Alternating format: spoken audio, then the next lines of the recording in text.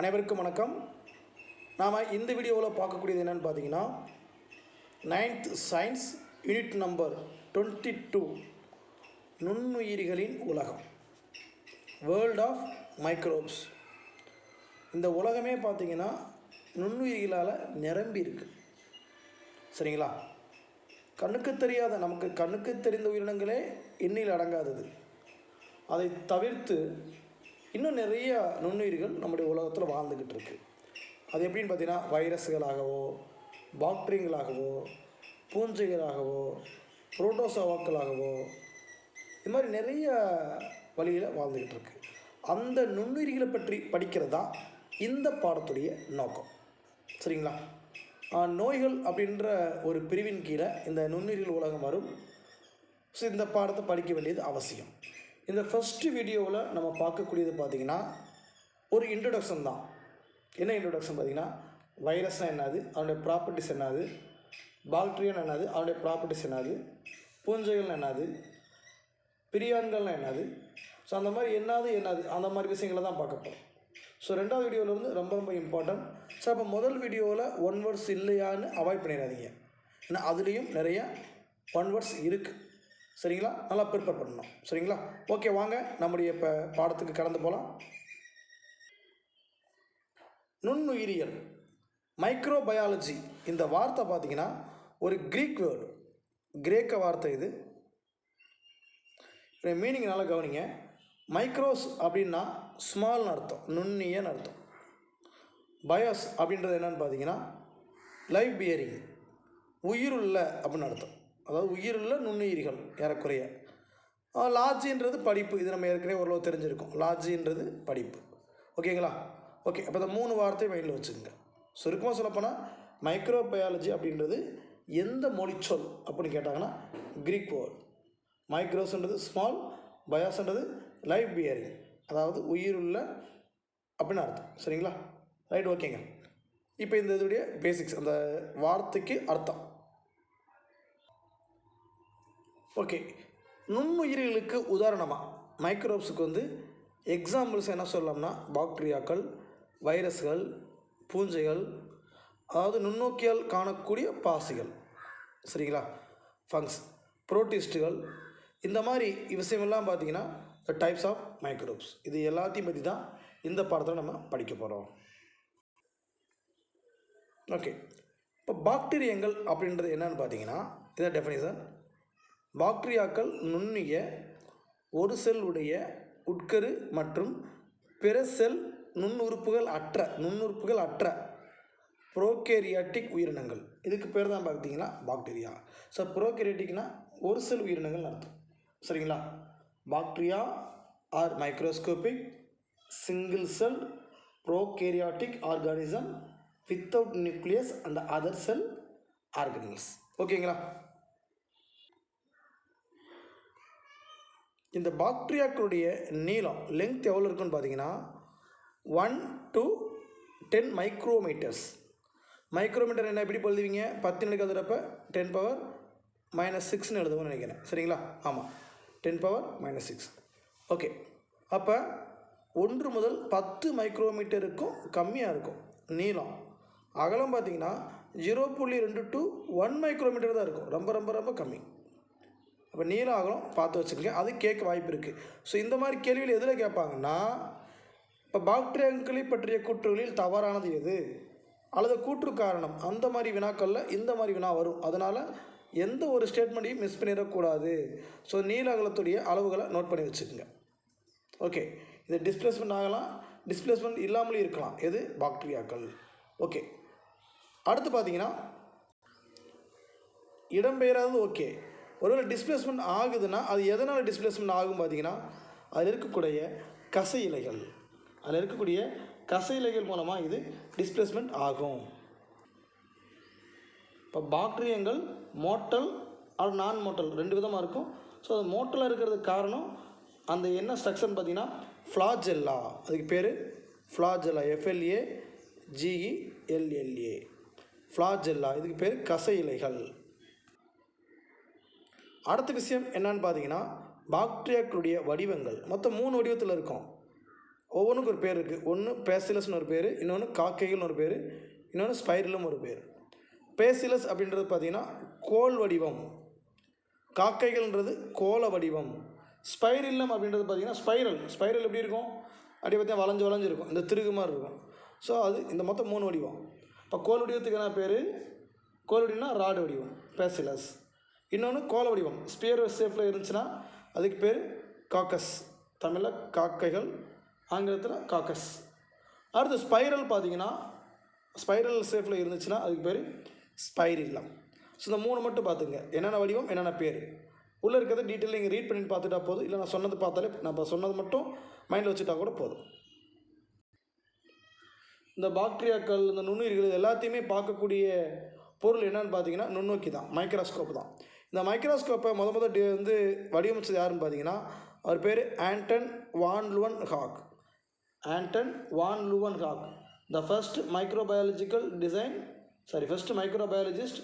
Design is own மைக்ரோஸ்கோப்பை சொந்தமாக design பண்ணது இவர் தான். ஸோ இதுக்கு முன்னாடி 2 பேர் பார்த்தோமே, அவங்க தொலைநோக்கி, யார், லிபர்ஸே கலிலியோ, இந்த 2 பேர் பார்த்திங்கன்னா தொலைநோக்கியோட தொடர்பு கொண்டவங்க. இவர் என்னது நுண்ணோக்கி, மைக்ரோஸ்கோப், அது டெலஸ்கோப், இது மைக்ரோஸ்கோப். 1647 இவர் ஒரு நுண்ணோக்கியை ஃபார்ம் பண்ணி உருவாக்கி தன்னுடைய உடஞ்சி போன பிட்டை வந்து ஆராய்ச்சி பண்ணி பார்க்குறாரு. நிறைய மைக்ரோ ஆர்கானிசம் உள்ளே நகர்ந்து போயிட்டு இருக்கிறத பார்க்குறாரு. சரிங்களா?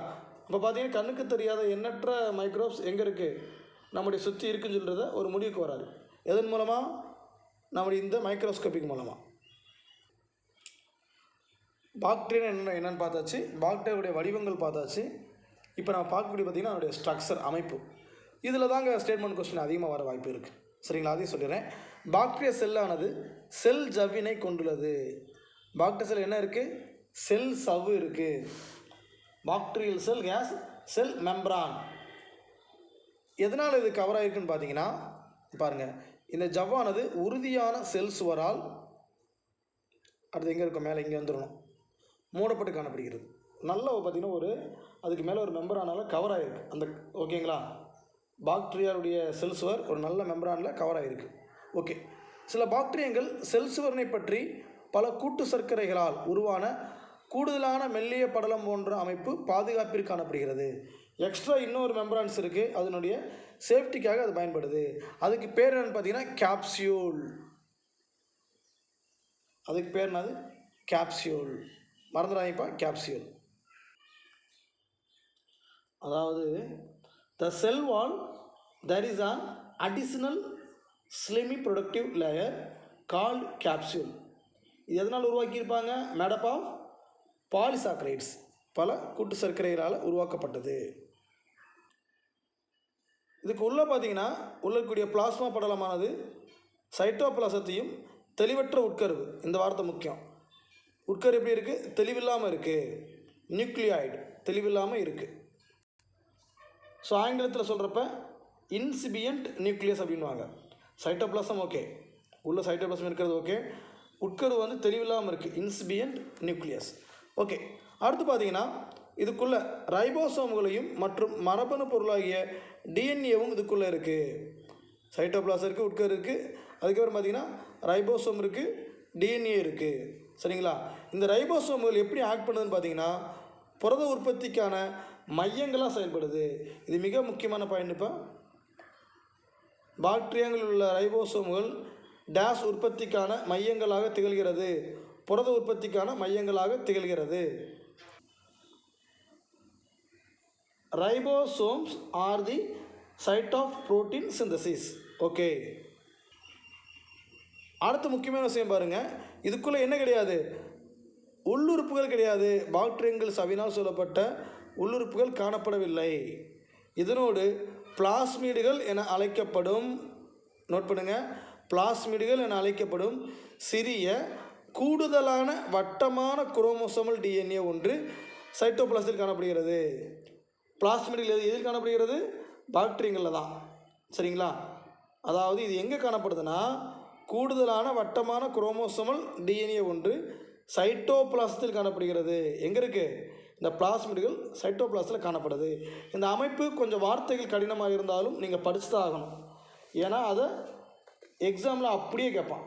In addition to this a small extra chromosomal circular DNA called plasmid is found in the cytoplasm. Okay, அடுத்து நம்ம பார்க்கக்கூடியது வைரஸ்கள். இது வரைக்கும் பாக்டீரியாக்களை பற்றி ஒரு அறிமுகம் பார்த்தோம், நிறைய ஒன்வேர்டு சொல்லியிருக்கீங்க, அதை பார்த்துக்குங்க. அடுத்து வைரஸ்கள்.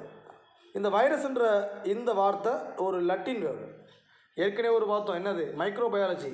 மைக்ரோபயாலஜி அப்படின்ற வார்த்தை Greek word, but the term virus in Latin means என்னன்னு பார்த்தீங்கன்னா வெனோம், VENOM, அல்லது பாய்சனஸ் ஃப்ளூட்டுன்னு சொல்லலாம்.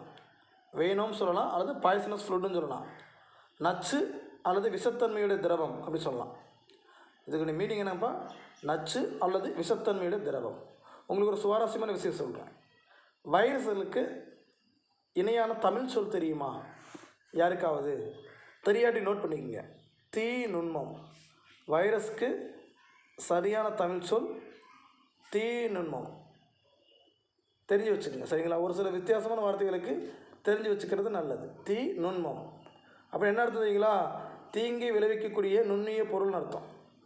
ஓகேங்களா? ஒரு கலை சொல்ல அழகாக பேர் வச்சுருக்காங்க.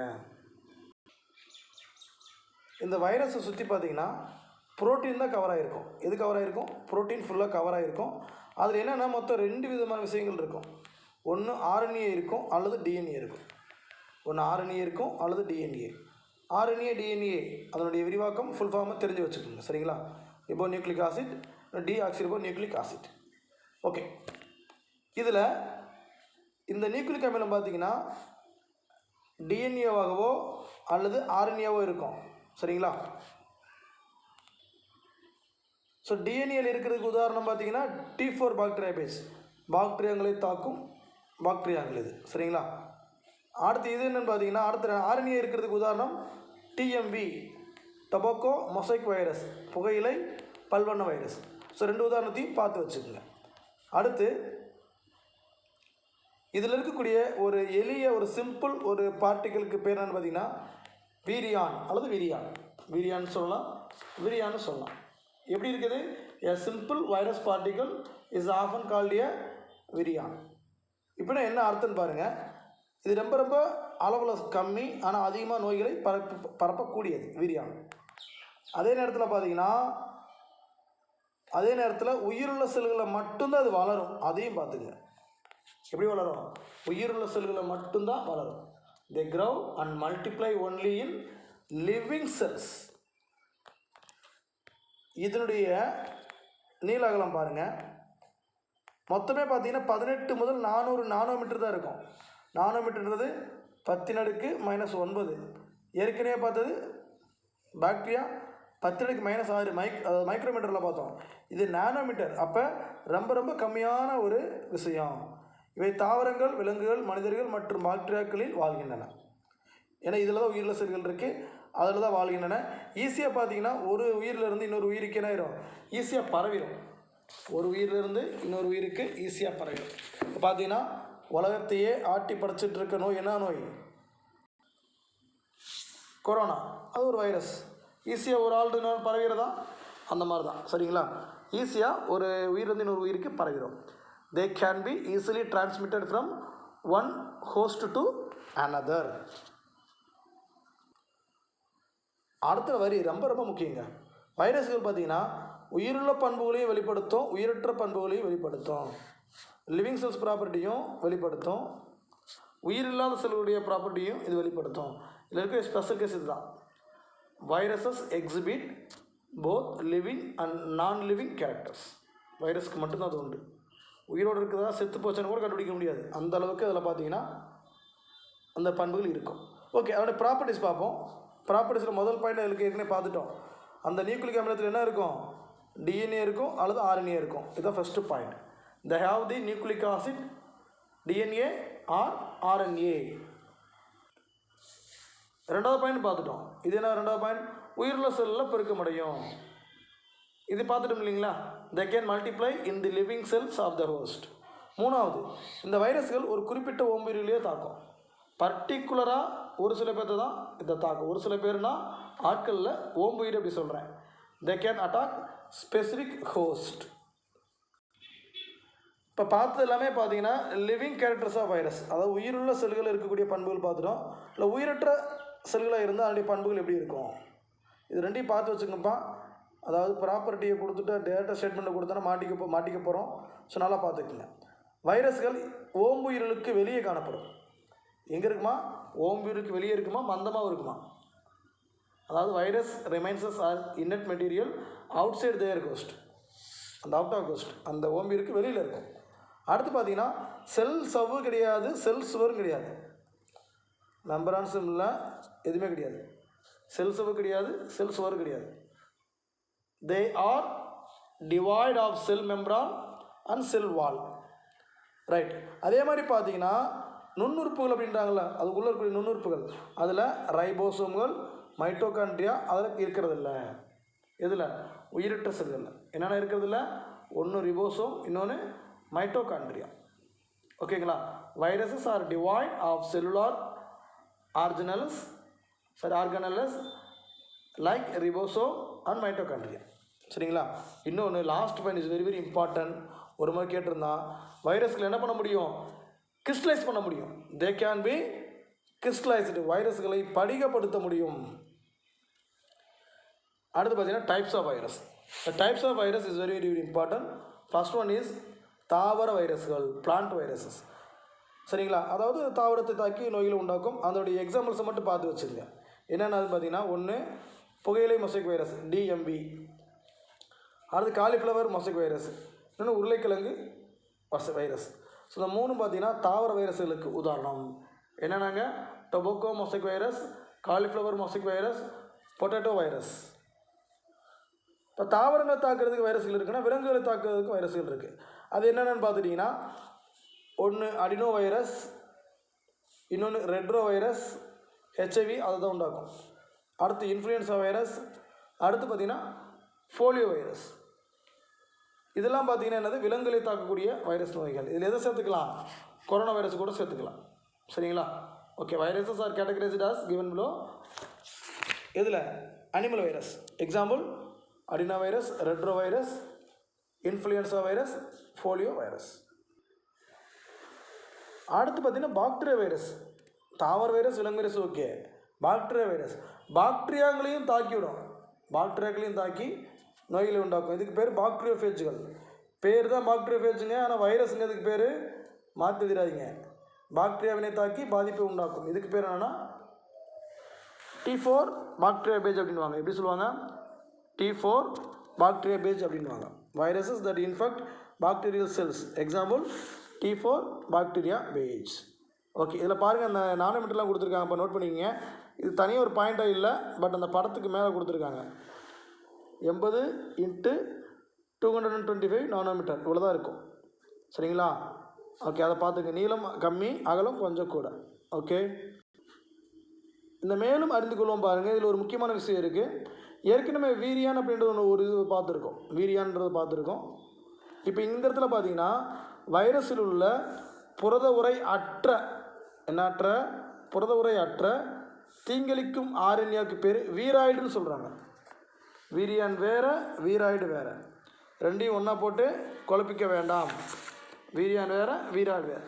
த proteins free pathogenic RNA of virus is வீரியாட்ஸ்.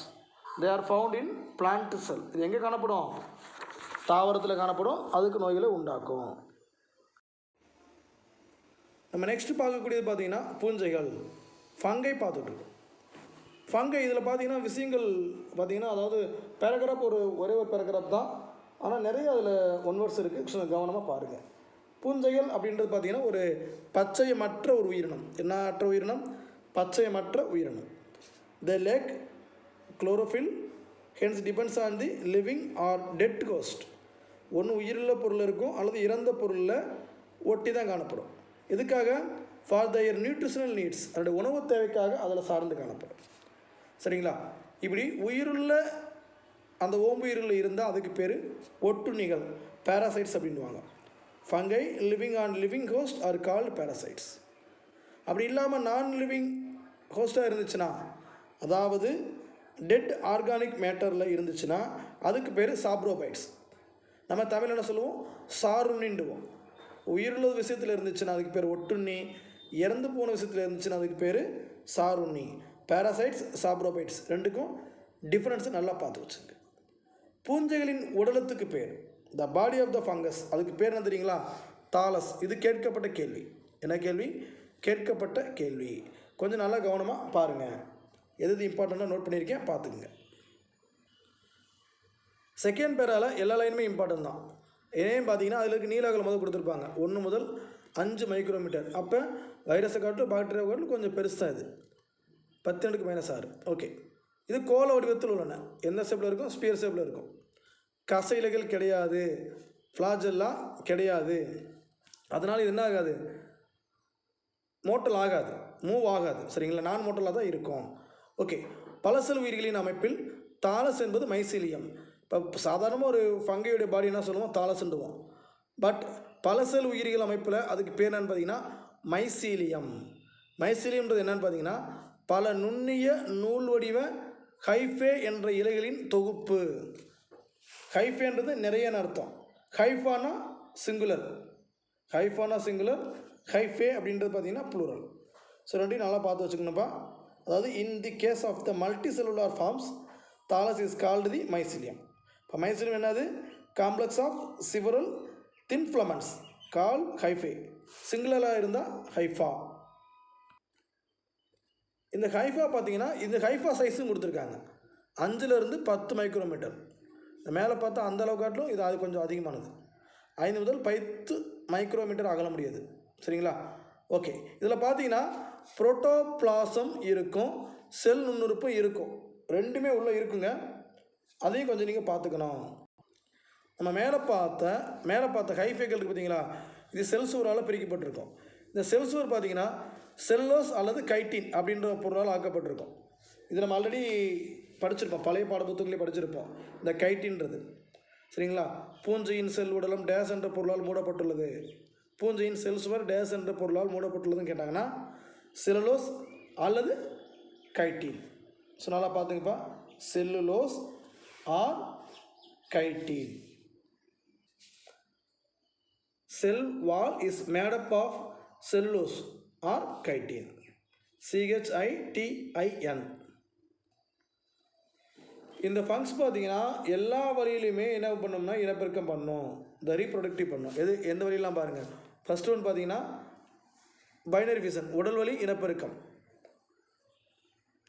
அடுத்தது தான் பைனரி ஃபிஷன்ஸ், அதாவது இரண்டாக பிளத்தல் அப்படின்வாங்க, இரண்டாக பிளத்தல். அடுத்து பார்த்தீங்கன்னா அதாவது முதது உடல் வழி இனப்பெருக்கம், அடுத்தது என்னன்னு பார்த்தீங்கன்னா பாலிலா இனப்பெருக்கம், அடுத்து பால் இனப்பெருக்கம். மொத்தம் 3 வகை சொல்லியிருக்காங்க. அதுக்கான எக்ஸாம்பிள் தான் வித்தின் ப்ராக்கெட்டில் கொடுத்துருக்காங்க, அதை நீங்கள் படிச்சுக்குங்க. இந்த உடல் வழி இனப்பெருக்கத்துக்கு தான் என்ன சொல்கிறாங்க, வெஜிடேட்டிவ்லி. அதில் 2, ஒன்று இரண்டாக பிளத்தல் பைனரி ஃபிஷன், இன்னொன்று பார்த்தீங்கன்னா புட்டின்றது முட்டு விடுதல், துண்டாதல் அப்படின்றது, அதாவது முட்டு விடுதல் அப்படின்றது புட்டிங், துண்டாதல் அப்படின்றதுக்கு பேர் ஃப்ராக்மெண்டேஷன். சரிங்களா? மொத்தம் 3 சொல்லியிருக்கேன், பார்த்துங்க. அடுத்தது பாலியல் இனப்பெருக்கம், ஆசெக்சுவலி, அடுத்து செக்ஸுவலி. ஸோ எல்லா வகையிலுமே என்ன பண்ணோம், இனப்பெருக்கம் பண்ணோம். இந்த ஃப்ரீயான்கள் பற்றி ஏற்கனவே பார்த்துட்டோம், திரும்ப கொடுத்துருக்காங்க. ஸோ ஒரு எக்ஸ்ட்ரா ஒன் வேர்ட் இருக்குது, அதனால் பார்த்துக்கலாம். ஸ்டான்லி பி ப்ரூஸ்னர் அப்படின்றவர் 1982 இந்த ஃப்ரீயான்ற டேர்மை பயன்படுத்தினார். இது பார்த்தீங்கன்னா புரதங்களை கொண்டுள்ள ஒரு வைரஸுகள், ரொம்ப ஒரு குட்டியண்டுத்துகள். இது எதை பாதிக்கும்னு பார்த்தீங்கன்னா நரம்பு திசுகளை சீர்குலையடைய செய்யும். நரம்பு திசுக்களை இது பாதிக்கும். உள்ளுக்கு ரீட் பண்ணி பாருங்கள், நம்ம ஏற்கனவே நடத்தினதான். This results in the degeneration of nervous tissue.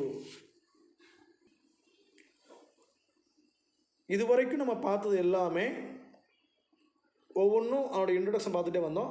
இதுக்கப்புறம் போகிறதெல்லாம் முக்கியமான விஷயங்கள். நுண்ணுயிர்களின் பயன்பாடு பார்க்க போகிறோம். Application of microbes. நுண்ணுயிரிய பயன்கள்லாம் கணக்கிடவே முடியாதுங்க. எக்கச்சக்கமான உதவிகள் நம்முடைய அன்றாட உலகத்தில் நடந்துகிட்டு இருக்குது. அதில் ஒரு சிலதை மட்டும் இப்போ நம்ம கவனமாக பார்ப்போம். ஃபஸ்ட்டு பார்த்தீங்கன்னா உயிரிய கட்டுப்பாட்டு காரணியாக பயன்படுது. அப்படின்னு அது என்னன்றதை பின்னாடி சொல்கிறேன். உயிரிய கட்டுப்பாட்டு காரணியாக பயன்படுது. உயிரின உரங்களை உருவாக்குவதற்கு பயன்படுது.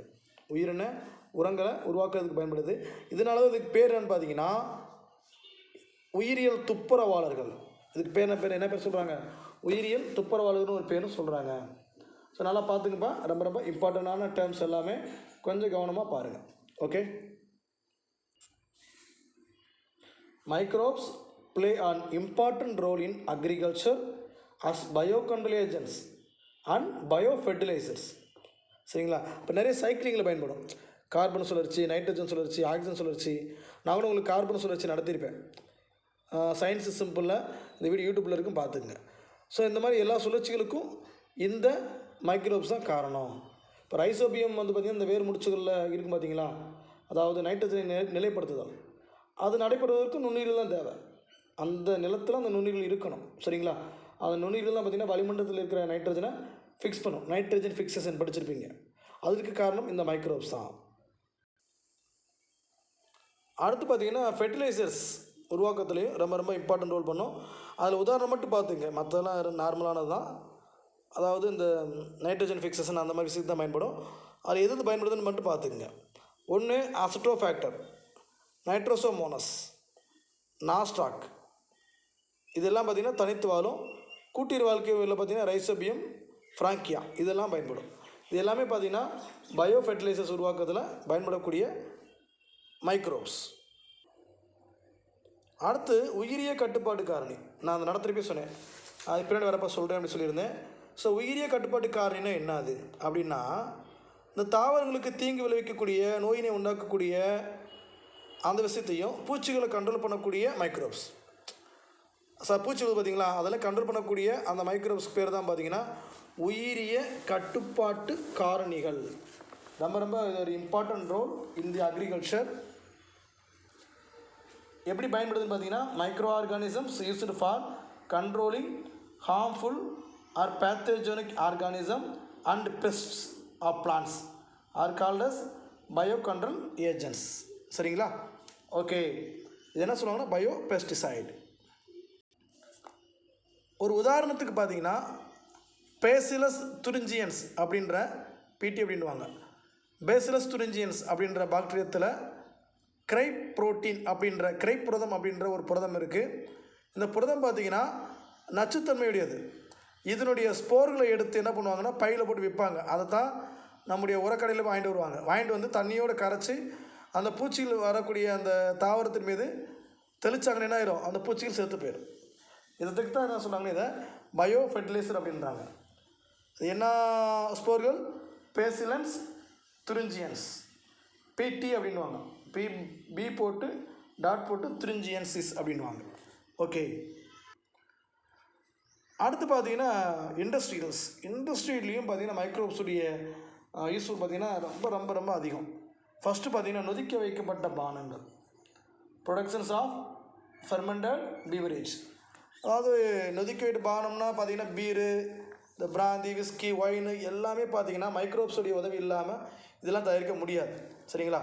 அதற்கு என்ன மைக்ரோப்ஸ் பயன்படுதுன்னா, திராட்சை பழத்தை சாக்ரோமைசிஸ் செரிவிஸே கொண்டு நொதிக்க வைத்து தயாரிக்கப்படுகின்றன. எது?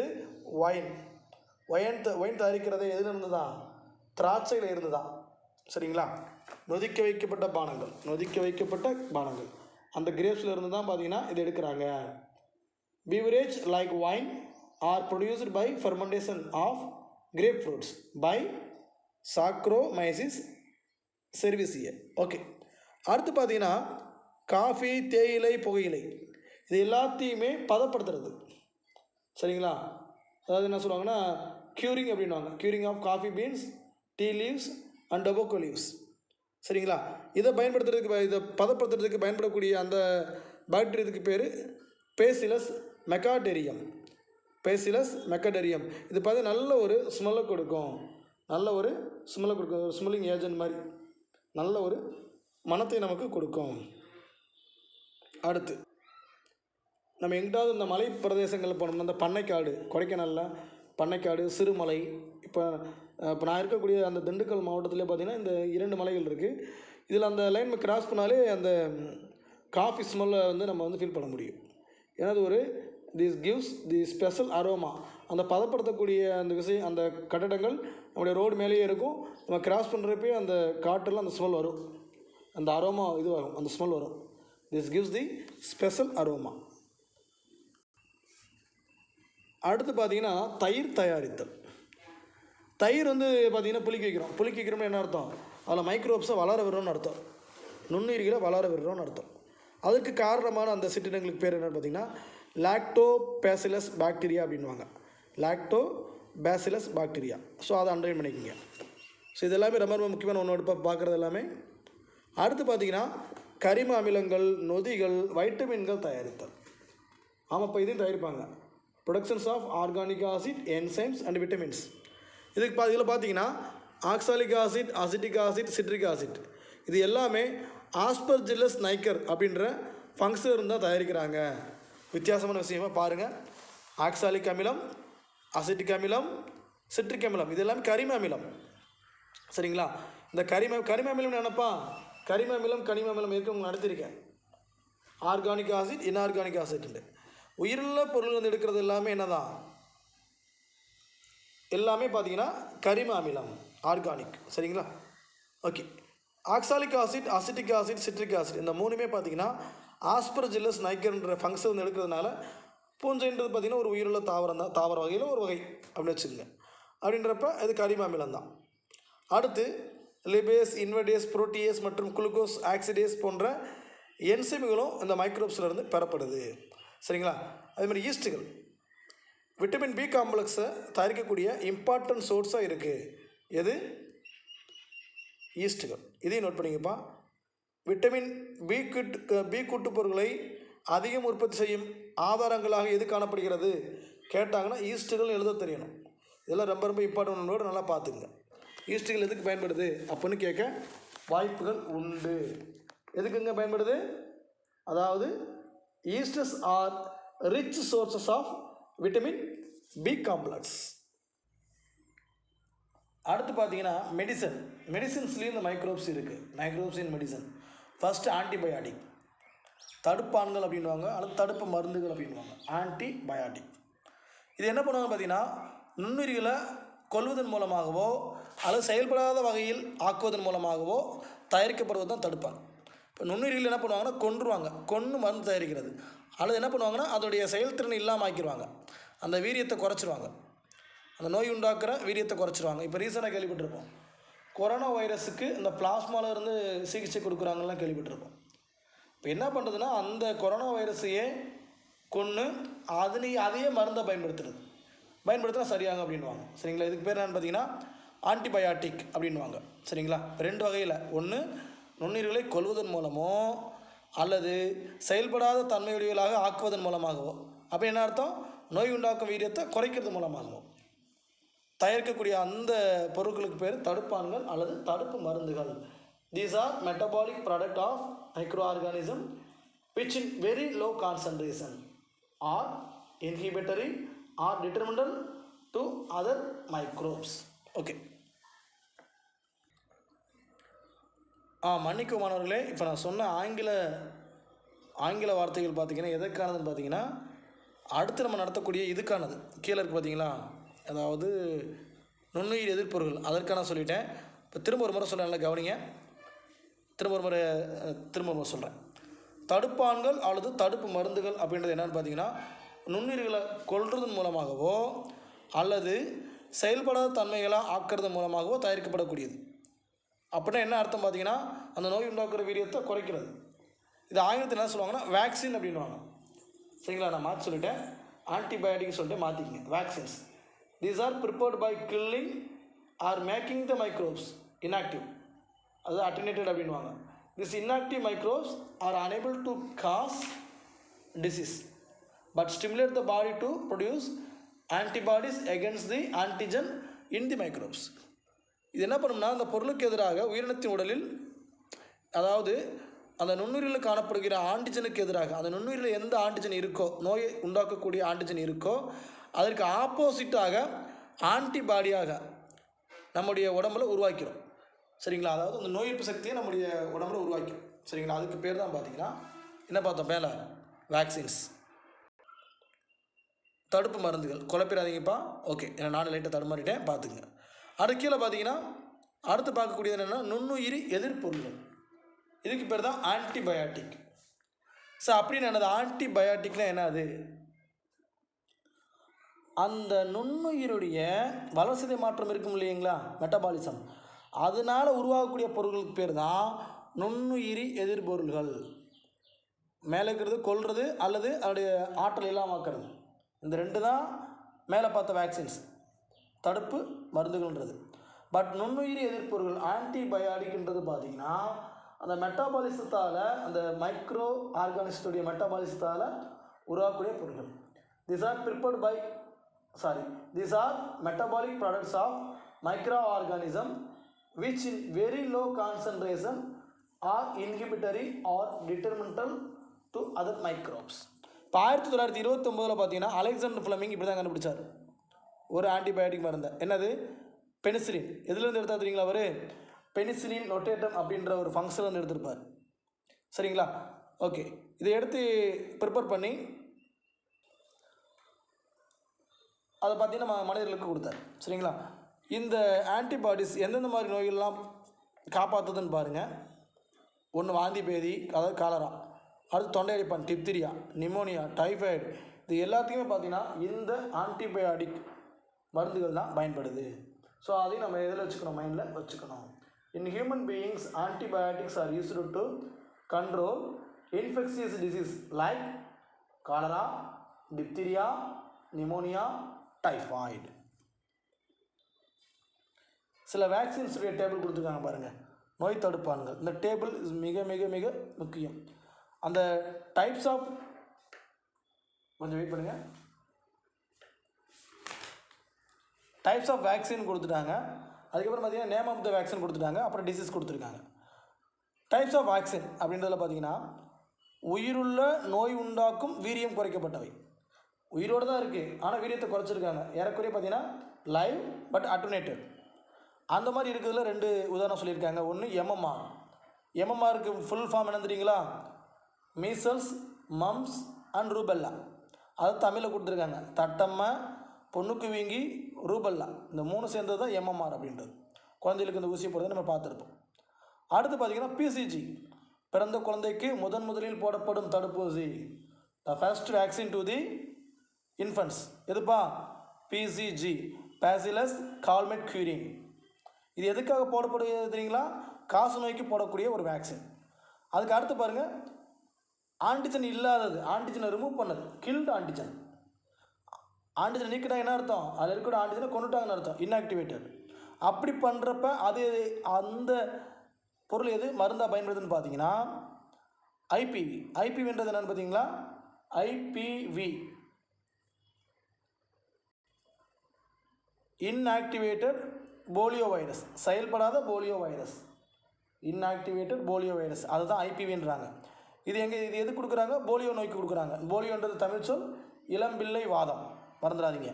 அதுக்கடுத்து பார்த்தீங்கன்னா தூய்மைப்படுத்தப்பட்ட ஆன்டிஜன், பியூரிஃபைடு ஆன்டிஜன். இதில் உருவாக்கக்கூடிய தடுப்பான் என்னென்னு பார்த்தீங்கன்னா ஹெப்படைட்டிஸ் பி தடுப்பான், ஹெப்படைட்டிஸ் பி வேக்சின். இது ஹெப்படைட்டிஸ் பி அப்படின்ற நோய்க்கு கொடுக்கப்படுது. அதுக்கப்புறம் பார்த்தீங்கன்னா வீரியம் இழந்த நச்சு. கம்ப்ளீட்டாக என்ன இருக்காது? வீரியம் இருக்காது, டாக்ஸாய்டு, இன்ஆக்டிவேட்டட் ஆன்டிஜன். இதில் 2, ஒன்று டிடி, ஏதாவது காயப்பட்ட உடனே சொல்லுவாங்களே, ஒரு டிடி போட்டு விட்றோம் அப்படின்வாங்க, டெட்டனஸ் டாக்ஸைடு. இது டெட்டனஸ் கொடுக்குறாங்க. ஒருவேளை நீங்கள் அந்த டிடி போடலாட்டி டெட்டனஸ் வந்துடும். டெட்டனஸ் என்னப்பா? தோல் தடிப்பாயிரும். இந்த வெட்டுப்பட்ட இடங்கள்லாம் பாருங்கள், தோல் தடிப்பாயிரும். அந்த மாதிரி வந்துச்சுன்னா அது பேர் டெட்டனஸ்.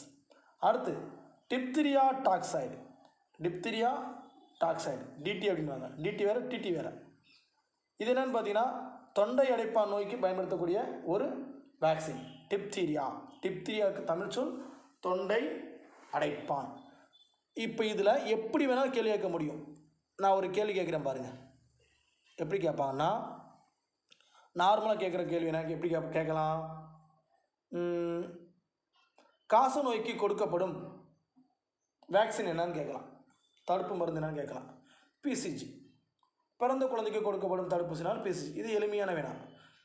அப்படி கொடுக்காம நான் சொல்கிற மாதிரி கவனிங்க, தட்டம்மை, பொண்ணுக்கு வீங்கி, ரூபல்லா போன்ற நோய்களுக்கு வழங்கப்படும் தடுப்பானின் வகை.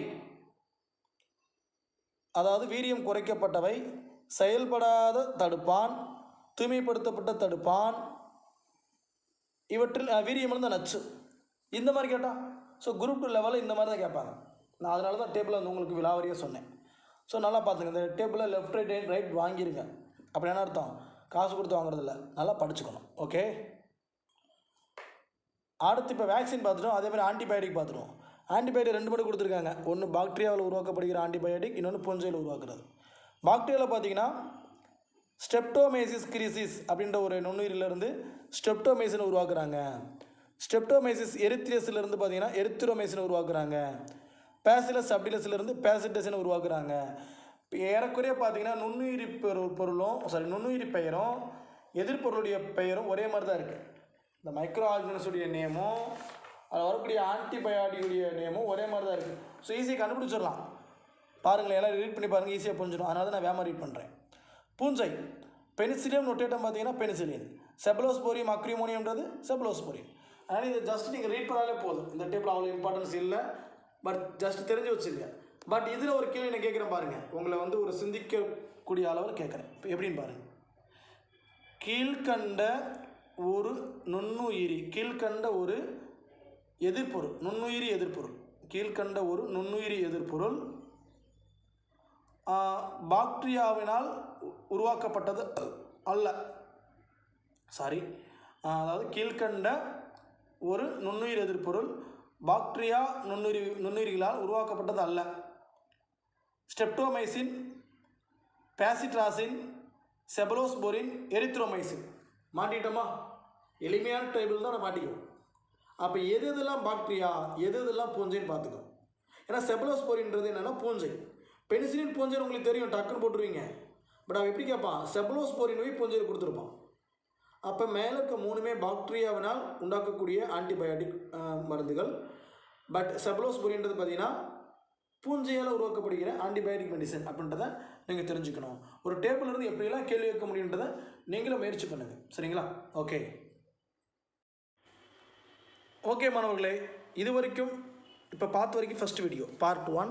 இது அநேகமாக பார்ட் 3 வீடியோ வரைக்கும் போவதற்கு வாய்ப்புகள் இருக்குது. ஸோ நல்லா படிங்க. உங்களுக்கு நல்லா ஈஸியாக புரியுன்றதுனால தான் இவ்வளோ பொறுமையாக நடத்துகிறேன். ஸோ அதை பயன்படுத்திக்கோங்கப்பா. ஸ்பீடாக நடத்தவும் நம்மளாலே முடியும். பட் நீங்கள் அதில் மார்க் எடுக்கணும். நான் பாடம் நடத்தினா மட்டும் உங்களுக்கு போதாது, அதை மார்க்கும் எடுக்கணும் இல்லையா? அதனால தான் பொறுமையாக நடத்துகிறேன். நீங்களும் பொறுமையாக கவனித்து பழகுங்க. சயின்ஸை கவனிக்க பழகிட்டிங்கன்னா மற்ற எல்லா சப்ஜெக்டும் உங்களுக்கு சப்ஜெக்ட் ஈஸியாகிடும். சரிங்களா? ஓகே, இப்போ நம்ம இந்த பார்ட் 1 வீடியோவில் என்னென்ன பார்த்தோம் அப்படின்னு பார்த்தீங்கன்னா, ஃபஸ்ட்டு ஒரு மைக்ரோப்ஸ்னால் என்னன்னு பார்த்தோம். அதில் நிறைய டைப்ஸ் பார்த்தோம். பாக்டீரியா, வைரஸஸ், ஃபங்ஸ், இந்த மாதிரி பார்த்தோம். ஒவ்வொன்றும் பாக்டீரியா என்னது, அதனுடைய கேரக்டர்ஸ் எப்படி இருக்கும், அது எப்போல்லாம் நமக்கு யூஸ் ஆகுது, ஸ்ட்ரக்சர் எப்படி இருக்கும். ஸோ அந்த மாதிரிலாம் நிறையா பார்த்தோம். ஒவ்வொன்றையும் பார்த்தோம். ஃபஸ்ட்டு என்னது பார்த்தோம்? பாக்டீரியா பார்த்தோம், அப்புறம் வைரஸ் பார்த்தோம், அப்புறம் பூஞ்சை பார்த்தோம். அதில் அதுக்கப்புறம் ஒரு முக்கியமான விஷயம் ஃப்ரீயான்கள் அப்படின்ற ஒரு விஷயம் பார்த்தோம். கடைசியாக நம்ம பார்த்தது பார்த்திங்கன்னா யூசஸ் ஆஃப் தி மைக்ரோப்ஸ், நம்முடைய நுண்ணுயிரியுடைய பயன்பாடு பார்த்தோம். அது விவசாயத்தில் எப்படி பயன்படுது, ஃபெர்டிலைசராக எப்படி பயன்படுது, அப்புறம் பார்த்திங்கன்னா நம்முடைய உயிரியல் கட்டுப்பாட்டு காரணிகள், பயோகண்ட்ரோல் ஏஜென்ட், அந்த மாதிரி எது இதெல்லாம் பயன்படுது அதெல்லாம் பார்த்தோம். சரிங்களா? அதுக்கப்புறம் பார்த்தீங்கன்னா இண்டஸ்ட்ரியலில் எப்படி பயன்படுது, அதாவது ஒரு நொதிக்க வைக்கப்பட்ட பானம் ஒயின் தயாரிப்பில் எப்படி பயன்படுது, காஃபி, தேயிலை, டீ, புயலை, அதாவது நம்முடைய மொசைக் வைரஸ். ஸோ இதெல்லாம் பார்த்திங்கன்னா இதெல்லாம் உருவாக்குறதுக்கு எந்த நுண்ணுயிர் பயன்படுது, பேசிலஸ் மெகாடெரியம். அப்புறம் தயிர் தயாரிக்க எது பயன்படுது, அப்புறம் கரிம அமிலம், நொதிகள், விட்டமின்கள் இதெல்லாம் தயாரிக்கிறதுக்கு எந்த மைக்ரோப்ஸ் பயன்படுதுன்னு பார்த்தோம். கடைசியாக பார்த்தது மைக்ரோப்ஸ் இன் மெடிசன். நம்முடைய மெடிசனில் எந்த மாதிரியெல்லாம் மைக்ரோப்ஸ் பயன்படுதுன்னு பார்த்தோம். அதில் 2 பார்த்தோம். ஒன்று வேக்சின், இன்னொன்று ஆன்டிபயோட்டிக். அந்த வேக்சின் ஆன்டிபயோட்டிக் டெஃபினேஷன் மாற்றி சொல்லியிருந்தேன், அப்புறம் மாற்றி அது என்னென்னு சொல்லியிருக்கேன். ஸோ ஒரு முறைக்கு 2 முறை பார்த்துங்க. இப்போ 2 டேபிள் பார்த்தோம். ஒன்று வேக்சின் ரிலேட்டட் டேபிள், ஒன்று ஆன்டிபயோட்டிக் ரிலேட்டட் டேபிள். ஒன்று அது எந்த நுண்ணுயிரி அந்த பொருளை கொடுக்குது, அது எந்த நுண்ணுயிரியுடைய பேர் என்ன, அது என்னென்ன நோய்களை தீர்க்குது, அந்த மாதிரி ஒரு கலவையாக பார்த்துருக்கோம். சரிங்களா? ஸோ எல்லாமே ரொம்ப ரொம்ப important to the all competitive examination. ஓகேங்களா? நல்லா ப்ரிப்பேர் பண்ணுங்கள். Thank you to all.